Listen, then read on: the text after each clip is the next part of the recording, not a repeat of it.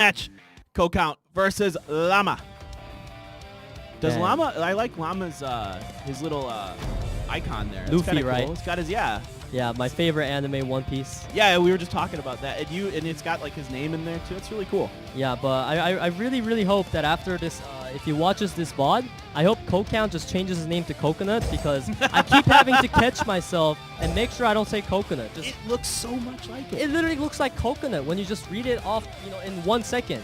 If you look at it for like 5 seconds at home, sure, you can blame the caster and be like, oh, these casters don't even know how to read. But trust me, if you're casting up here, that looks like Coconut. It really does. It's really hard to like catch yourself and be like, Cocount, okay, I got it.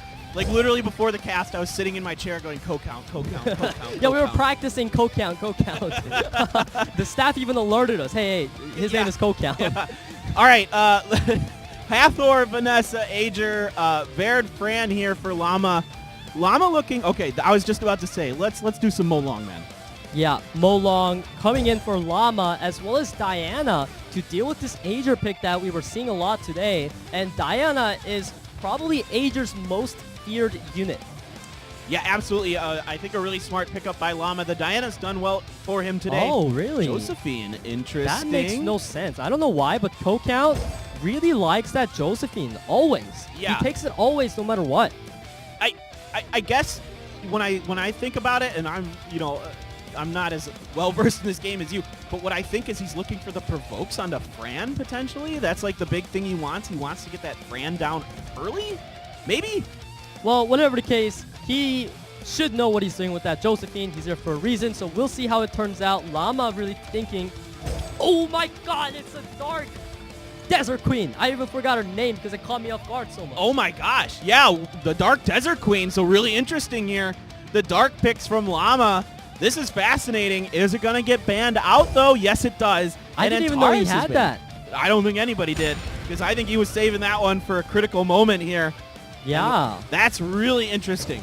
Instantly just respect ban, because he does not want to deal with that. What a surprise pick. Yeah, that one I think is going to catch everyone off guard here. And you can see Cocount right away. It's like, nope. We're not even going to deal with it. Just get out of here. Nephitis, right? Yeah, Nephitis. Or there's maybe a slightly different pronunciation, but it's similar enough. No one cares. All right, there's that provoke onto Fran here.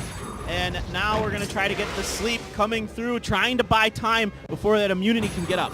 Yeah, so right now, this is actually looking a bit bad for Llama, because he's going to have to somehow kill this Ager twice, which is what I'm assuming he's going to go for. Oh, but this Ager's so squishy. Yeah, really squishy there. Quite a bit of damage coming through. The additional turn, Fire Diana, and a stun as well onto Ager. So a decent little start here for both players. Yeah, this Diana needs to get stunned by the Josephine, but Josephine, as I said, she just is not really doing much this game at all. And the Fran proc, oh my gosh. Another violent proc there for Fran. Now we get the Fairy Blessing, and now it is going to be much more difficult for Cocount. Yeah, this attack buff Diana just instantly going to annihilate the Ager. He's going to come back, but even Molong can just reckless and finish him off. This Ager has been successfully shut down by the Diana pick we were talking about. Yeah, exactly. This Diana, so smart here, doing a little bit of damage, getting another stun as well onto Cocount's Ager here. So now what does he do? Is Josephine's turn? Who's he going to go for? Diana, nothing proc. Oh, the proc is going to allow this Ager to go down. Llama takes no chances with that. He instantly snipes him. That proc was so huge because Cocount actually could have had a comeback if Ager ended up proccing.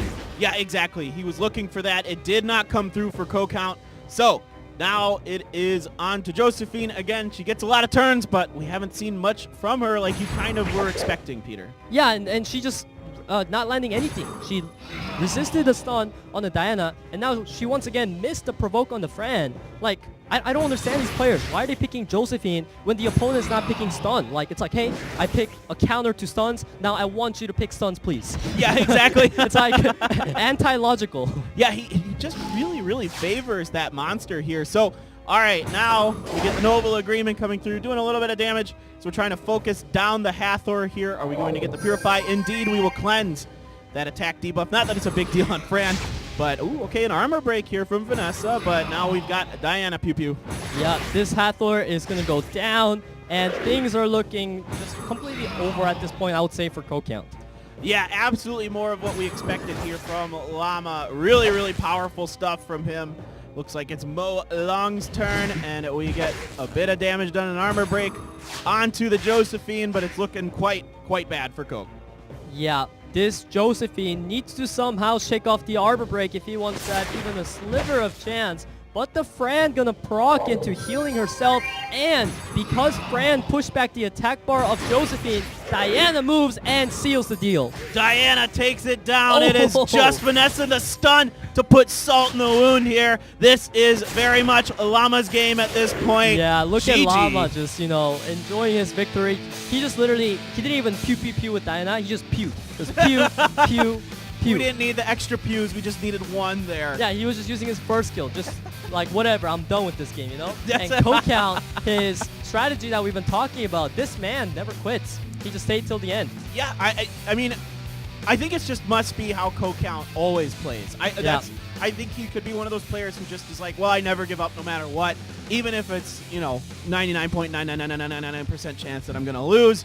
Still never know. Maybe something crazy will happen, and usually it doesn't. So, game number 2 here. Cocount desperate now as Llama is 1 game away from advancing to the Regional Cup.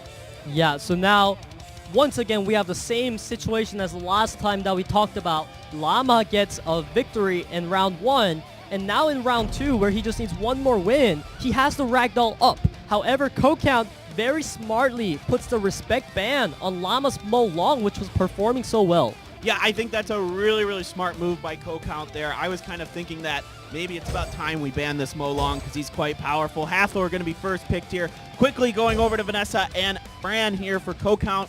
Llama's turn. He gets 2 more picks. Yeah, Llama right now, he has a multitude of units that he can go for. His comp, he can just basically turn it into anything he wants right now. The only downside is that Fran is going to be on the side of Cocount, which is a unit that can deal with Hathor pretty well, and he brings in Hathor's best buddy, Gani, with Ragdoll. Yeah, absolutely. Gani and Ragdoll being picked up now. What is Cocount thinking here? Is he going to strangely pick a Josephine? I hope not, but he's thinking about the the Dark Desert Queen Shirley, because Llama picked that up last game, right, meaning he has that available again. And actually, Josephine pick is not bad here this time. It actually makes sense because he's picking it into Gani Hathor, which is what she's supposed to be used against, kind of. And he also has Amelia to combo, which is going to get super easily countered out by Llama.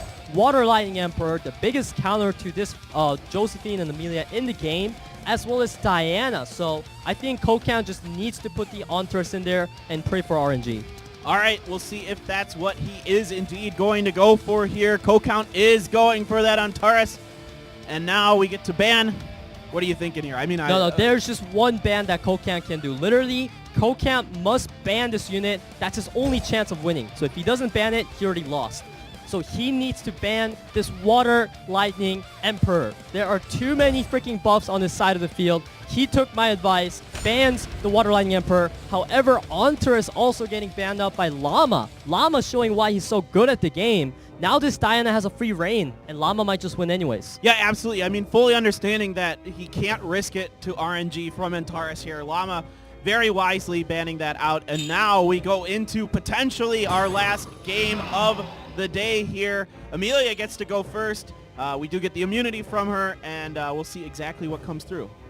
Yeah, I mean, I'm just trying to think about the draft right now. I think if Cocount actually picked the Amelia later, it wouldn't have gotten countered so hard. So I feel like that was a bad play from him in the draft. Whatever the case, we have Cocount right now stacked with immunity. The Amelia was fast enough to move before Hathor, which is absolutely crucial. And now let's see who Hathor trips. It's the Vanessa, and he gets to sleep. Wow, big strip there for Hathor, and now we're going to try to focus down this Diana. We do get the stun here procced from Josephine, so not bad, but now we got the Ragdoll, the big boy coming in, but that's resisted. The Diana with the proc. Oh, that no. stun was so crucial because Diana is the hyper carry, but she just procs out of the stun, and now, please, Diana, do not.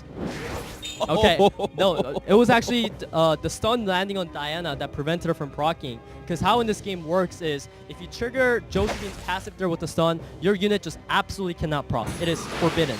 So that is actually good for Cocount there. Now he's going to get to cleanse the Fran, put defense buff on her, giving her some sustainability. However, Diana's just going to eat through those buffs.